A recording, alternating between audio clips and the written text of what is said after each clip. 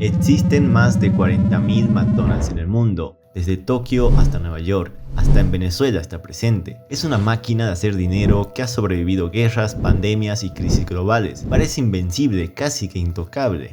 Pero hay un lugar, un solo país en Latinoamérica que logró lo imposible. Hizo que el payaso hiciera las maletas y se fuera probablemente para siempre. Y olvida lo que generalmente te dicen, no fue porque la gente odiara las hamburguesas, tampoco fue una revolución política o ideológica. McDonald's perdió por una razón mucho más cruel, la realidad que se vivía en este país. En este país su comida no era rápida, era un lujo casi que absurdo. Con una sola hamburguesa te alcanzaba para comprar 4 almuerzos completos en el mercado local. Era una batalla matemática y cultural que el gigante no podía ganar. No solo era el bolsillo de la gente, sino también la rica y diversa tradición gastronómica del país estaba en juego. Pero aquí surge la verdadera pregunta. Si McDonald's tiene los mejores analistas de mercado del mundo, ¿cómo es posible que no lo vieran venir? ¿Fue arrogancia? ¿Una ilusión colectiva? Para entender este desastre tenemos que volver al principio, al momento exacto en el que este país decidió que era hora de abrirse al mundo. Cuando McDonald's llegó a Bolivia en 1997, el país estaba convencido de que estaba avanzando. No era una sensación individual, era un discurso instalado en toda la sociedad. Desde mediados de los 80, Bolivia había apostado por un modelo económico muy claro, ya que después de una hiperinflación devastadora, el 29 de agosto de 1985, el país decidió cambiar de rumbo, esto mediante el Decreto Supremo 21060. Que no podemos proponer al país medidas cosméticas para arreglar la situación actual, o tenemos el valor moral, con su secuela de sacrificios, para plantear de modo radical una nueva política, o sencillamente, con gran dolor para todos, Bolivia se nos muere. Se liberaron los precios, se redujo el tamaño del Estado y se abrió la economía al mercado internacional. La medida logró estabilizar la moneda, pero también tuvo un costo social altísimo. Este decreto no fue solo una medida técnica, fue todo un quiebre cultural en la época. Durante los años 90, ese camino no solo continuó, sino que se profundizó, especialmente entre 1993 y 1997, durante el primer gobierno de Gonzalo Sánchez de Lozada, cuando se implementó la capitalización. Prometía inversión extranjera, modernización de la infraestructura y la creación de empleo formal. Y durante un tiempo funcionó, o al menos lo parecía, ya que entre 1996 y 1999, la inversión extranjera directa llegó a representar hasta el 12% del Producto Interno Bruto, una cifra enorme para Bolivia. Las ciudades empezaron a cambiar, nuevos bancos y edificios modernos, centros comerciales que parecían sacados de revistas. En ese contexto, McDonald's no era solo un restaurante, era un símbolo, una señal de que Bolivia estaba entrando al mundo.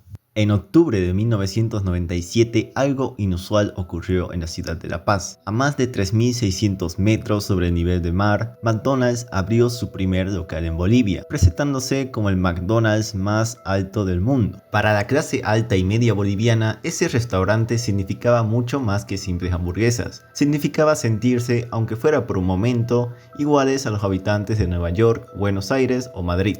El franquiciado fue Roberto Uder, empresario boliviano, y desde el primer día quedó claro que nadie quería quedarse afuera. Las filas rodeaban toda la cuadra, horas de espera que no importaban, familias enteras aguardaban con cámaras listas, fotografiando bandejas y vasos como si fueran trofeos. Los niños corrían emocionados con su menú, mientras los adultos observaban en silencio aquello que llamaban modernidad. Se dice incluso que personas de la clase alta boliviana viajaban desde otras regiones del país solo para estar ahí. No iban solo a comer, iban a ser vistos, a contarlo después, a demostrar que habían estado en ese lugar del que todos estaban hablando. Entrar a McDonald's era vivir algo nuevo. Era la ilusión de pertenecer al primer mundo, aunque fuera por el tiempo que duraba una simple hamburguesa. Y durante un tiempo funcionó. McDonald's apostó por crecer rápido. Abrió locales en Santa Cruz y Cochabamba. En pocos años llegó a 8 sucursales en todo el país.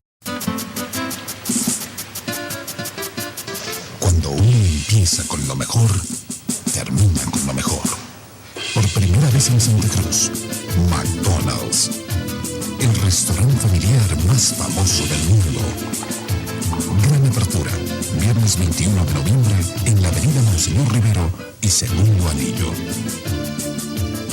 McDonald's. McDonald's, el restaurante favorito de todas las familias del mundo. La novedad lo cubría todo, incluso las grietas del modelo. Pero la novedad no dura para siempre, y cuando se fue ya no quedaron promesas, quedaron los números. Un combo en McDonald's costaba alrededor de 25 bolivianos, unos $4 para la época. En el año 2000 el salario mínimo nacional era de 355 bolivianos mensuales, aproximadamente $57 al tipo de cambio de entonces. Eso significaba que un solo combo representaba casi el 7% del ingreso mensual de un trabajador. En otras palabras, con el sueldo mínimo podías comer en McDonald's unas 14 veces al mes. Si no pagabas alquiler, si no te transportabas, si no comprabas ropa y si no gastabas en absolutamente nada más. Mientras tanto, a pocas cuadras de ahí la realidad era otra. En un mercado popular, un almuerzo completo costaba entre 5 y 7 bolivianos, menos de $1. Te incluía una sopa, un segundo y un refresco. Con lo que costaba una sola hamburguesa en McDonald's, podías comer 4 veces en un mercado local. Y ahí aparece el verdadero problema. En Estados Unidos o en Europa, McDonald's es la opción económica o ahorradora de la clase trabajadora. En Bolivia se convirtió en comida cara, un lugar exclusivo pero sin ningún tipo de lujo. Mesas de plástico, autoservicio, porciones pequeñas. El precio prometía una cosa, mientras que la experiencia entregaba otra. Por otro lado, en Bolivia la comida no es solo comida, es memoria. Es cultura, es una relación viva con la tierra. La cocina boliviana es regional, pasional y profundamente humana. Se cocina con mimo, con cariño, pensando en compartirla.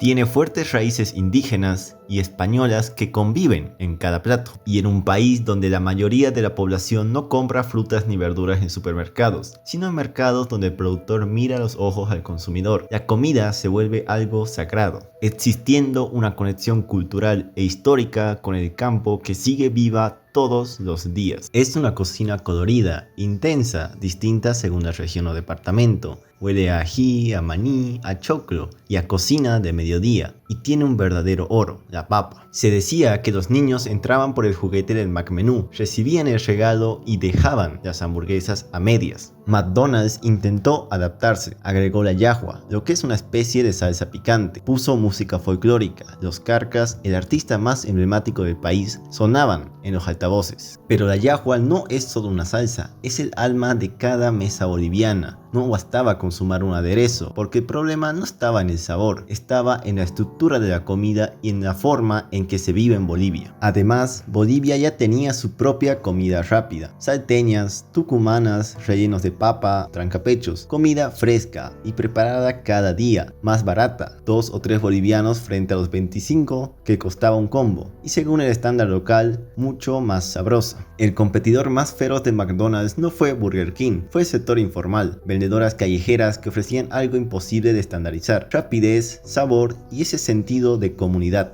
Incluso se propuso crear una Mac salteña. La respuesta de la matriz fue no, ya que no se podía estandarizar. La fermentación, el contenido, el tiempo, todo era considerado un riesgo sanitario. Y ahí quedó claro, el problema no fue la publicidad. No fue el sabor, no fue la marca, fue una incompatibilidad cultural y económica, un modelo global intentando encajar en una cultura que no se dejaba simplificar. Cuando todo esto empezaba a tambalear, la economía regional colapsó. En 1999 Brasil devaluó el real, en 2001 Argentina entró en crisis con el famoso corralito. Bolivia dependía comercialmente de ambos países, las exportaciones se frenaron, la inversión extranjera cayó, y el crédito se restringió. Además, la economía boliviana estaba altamente dolarizada. Muchos alquileres, contratos de proveedores e insumos de importación, todo estaba pactado en dólares. McDonald's importaba gran parte de sus productos para mantener sus estándares y pagaba regalías en dólares, mientras que vendía en bolivianos. Para 2001 el negocio ya no cerraba. Cuando hay crisis, la gente corta lo que no es esencial, y McDonald's no era esencial. Por otro lado, en el año 2000 estalló la guerra del agua en Cochabamba. Una empresa extranjera fue expulsada. El capital extranjero dejó de verse como progreso automático.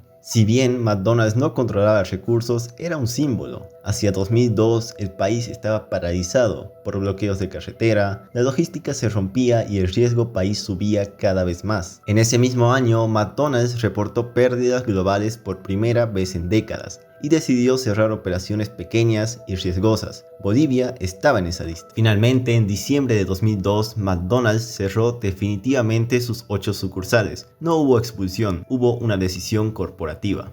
Pero si Bolivia rechazó a McDonald's, la pregunta lógica es inevitable. ¿Por qué Burger King sigue ahí? La respuesta no está en la hamburguesa, está en el poder, el tiempo y la estrategia. Burger King llegó prácticamente en el mismo momento, entre 1998 y 1999. Mismo país, misma crisis económica y mismo producto base, hamburguesas norteamericanas. Aún así, uno se fue y el otro se quedó. Y no solo eso, sino que también creció. La primera gran diferencia no estaba en la cocina, sino detrás del mostrador. La franquicia de Burger King en Bolivia pertenece a Bolivian Foods S.A. de Samuel Doria Medina, uno de los políticos y empresarios más poderosos del país. Eso lo cambiaba todo. Burger King podía perder dinero y seguir abierto. Podía aguantar sin ser rentable un buen tiempo. Podía resistir debido al gran respaldo financiero. McDonald's no. McDonald's necesitaba que el modelo funcione rápido, rentabilidad inmediata o salida. La segunda diferencia fue estratégica. Burger King entendió algo clave. No podía competir con el mercado popular boliviano, no en precio, no en sabor, no en cantidad. Entonces no lo intentó. En lugar de eso, se posicionó como una marca de cierto estatus, locales grandes, espacios para quedarse, puntos de encuentro. No vendía solo hamburguesas, vendía una experiencia, modernidad y pertenencia. Cuando McDonald's finalmente se retiró del país, Burger King no solo sobrevivió, sino que absorbió su cuota de mercado, incluso ocupó algunos de sus locales abandonados y terminó consolidando un monopolio en el segmento de hamburguesas de cadena internacional en Bolivia. No ganó por ser más querido, ganó por saber esperar y por entender dónde sí podía jugar. Al final, McDonald's no se fue por una única razón, sino que chocó contra un muro invisible. No perdió únicamente porque la economía estuviese mal, ni porque se prefería una salteña, un fricasé o un plato del mercado. Perdió porque no entendió algo fundamental: la conexión entre el bolsillo y el alma boliviana. En medio de una crisis, McDonald's ofrecía eficiencia, velocidad y estandarización a precio de lujo. Pero en Bolivia la comida no es una fábrica, es un refugio, es identidad, cultura y diversidad. Se prefiere pagar menos por un plato en el mercado no solo porque es mucho más barato, sino porque ahí la comida tiene nombre, tiene trato e historia. La caserita, la vendedora te mira, te reconoce y te da la yapa. La corporación te cobra el extra. El gran error no fue el sabor, fue intentar vender modernidad de plástico en un país que valora lo auténtico, la diversidad por encima de todo. Y aquí está la lección de marketing más importante de todas. Puedes tener el capital más grande del mundo, puedes ser la marca más reconocida y tener los procesos más eficientes, pero si tu modelo de negocio ignora la cultura, la economía y la realidad cotidiana de la gente, tarde o temprano la realidad te pasa la factura.